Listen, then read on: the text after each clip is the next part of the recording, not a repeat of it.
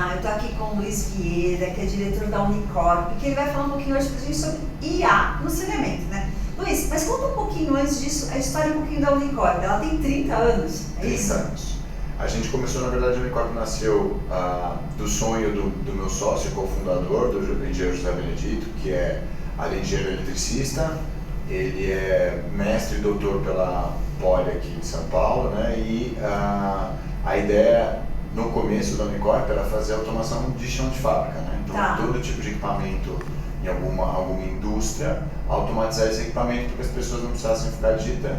E aí, em 96, surgiu a oportunidade de fazer essa automação para saneamento aqui na região metropolitana de São Paulo, na época com uma sobra do projeto Tietê, estou falando de 1996, e aí daí, geralmente de 30 anos, 30 anos. E aí surgiu a plataforma, que a gente hoje cuida de boa parte do Brasil, mas nessa condição de realmente automatizar os laboratórios e tirar o papel da bancada. E aí também eu acredito que tirar o papel da bancada também, ele diminui erros, né? Ganha-se agilidade, ganha-se correções, não é? Além da própria, o volume de dados, né? Lá daquela época para hoje em dia aumentou demais.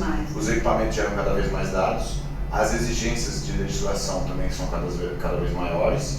E aí com isso, você trabalhar só com o papel, além de falar que um laboratório hoje tem toda uma acreditação da ISO 17025 do Inmetro, isso traz uma responsabilidade maior e os laboratórios cada vez mais não conseguem mais fazer como faziam antigamente. É verdade.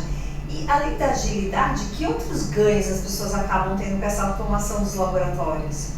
Muito importante. Bom, eu acho que assim, para comentar as principais, hoje para atender a portaria 888 você tem que fazer todo um cálculo do plano de amostragem pela população atendida e pelo tipo de manancial. Com uma plataforma desse tipo, você simplesmente consegue importar os dados diretamente do seu sistema de abastecimento, de uma planilha Excel, etc. Ele já faz o cálculo do plano de amostragem e te ajuda também no plano para atendimento desse plano, dessa quantidade mínima prevista, né? E com as rotas também em campo. Então hoje, em vez de levar papel no campo, você leva um smartphone, ele te dá a melhor rota, faz o cálculo da melhor rota, então tem uma economia muito grande também de quilometragem, de tempo de coleta. Recursos, né? Recursos também.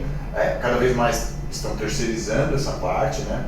E aí depois disso, quando chega no laboratório, tem toda uma gestão em termos de leitor de código de barra, de QR Code, dessas amostras, gestão dos frascos. Também acredito que isso aumenta a segurança das informações, né? Sem dúvida, porque com esse volume de dados, você imagina alguém colocando informação, você pega número errado, já acabou com tudo. Né? Não, e você pode colocar, por exemplo, tem a questão muito complexa também, técnica, de limites de quantificação e detecção, que se você colocar uma vírgulazinha, um 0,01 e colocar 0,1 ou converter errado 1 miligrama por litro por 1 micrograma, podem acontecer problemas até legais, né, para o responsável do sistema de abastecimento. Sem dúvida, né?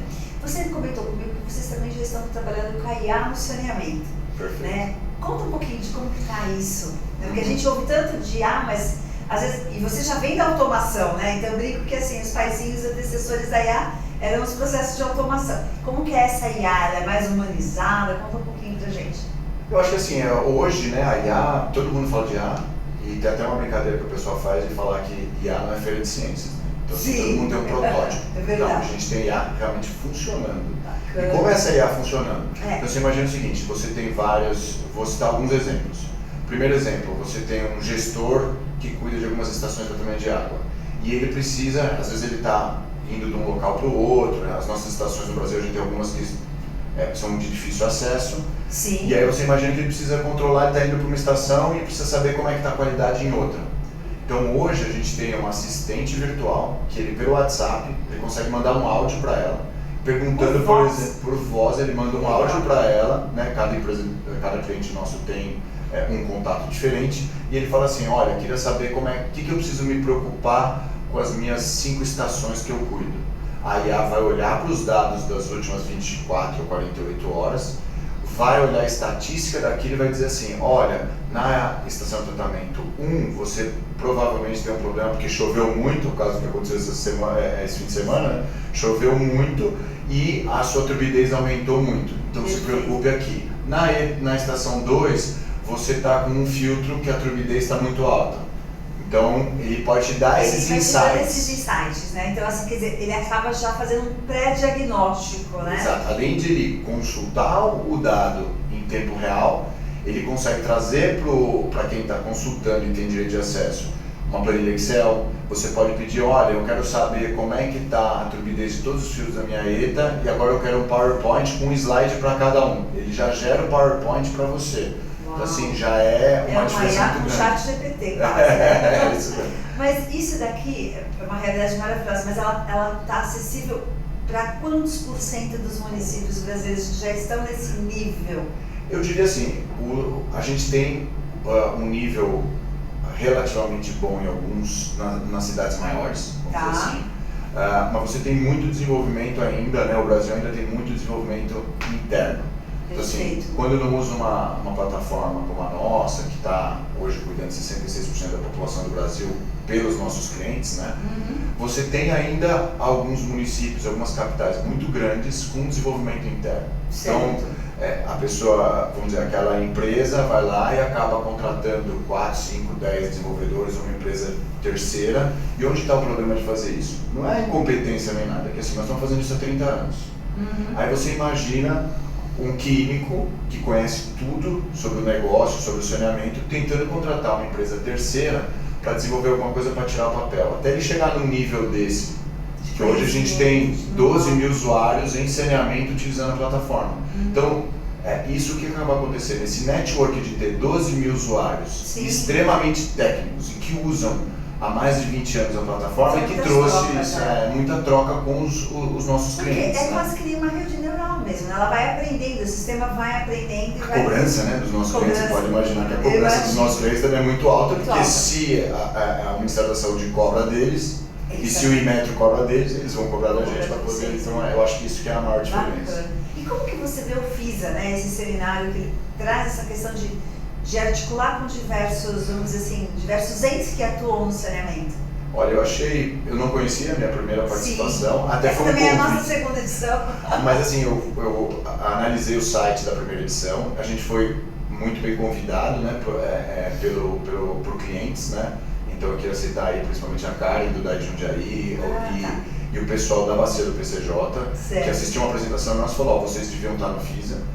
Gostaria de agradecer também a organização por conseguir, né, encaixar a gente na agenda. Sim. E eu já assisti o primeiro dia, achei muito interessante, eu acho que as palestras são muito distintas, mas têm o mesmo foco, que é a gente cuidar do saneamento, cuidar da água. Então agora mesmo estava falando dos lixões que a gente ainda tem no Brasil, da questão do saneamento rural, que eu acho que é muito importante. Então assim, eu falei mais de IA, você perguntou sobre... Está nos grandes centros, né? Mas e os outros? Quando a gente fala no Brasil, são 5.570 municípios. Você imaginou um programa desse atendendo as populações da área da Zona Norte, da parte norte do país?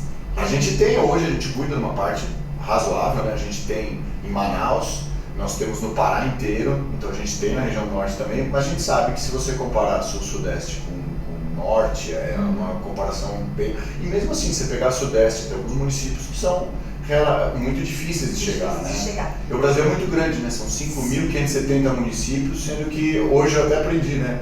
4.900 deles têm população abaixo de 50 mil. Para ver quantos desafios que a gente tem na área do saneamento, né? Então não é só para... E hoje eu acho que isso que é o legal da plataforma, que ela começou nos grandes, que era quem tinha mais verba, mas hoje a gente consegue fazer uma implantação numa estação de tratamento com um custo que é quase o custo de uma internet para aquele local, às vezes não paga, né? Então assim, é muito interessante. É muito interessante. A agilidade, a segurança da informação, a qualidade da informação, né? E eu acho que também para o portal da transparência hoje, quando a gente pega esses dados do Brasil, ainda existem muitos municípios que mal conseguem colocar essa informação. Então se você tem uma plataforma informatizada para isso, o ganho para o país em termos de dados também é muito grande. É muito grande. Porque a gente também só consegue melhorar o que a gente consegue medir. Exatamente. Então eu acho que a automação, todo esse processo, a hora que você consegue medir, você consegue pensar e visualizar, né? Bem, quero te agradecer por estar participando aqui com a gente. Uma boa palestra amanhã e muito obrigada, viu? Eu que agradeço, muito obrigado por toda a organização, foi um prazer participar. Que bom.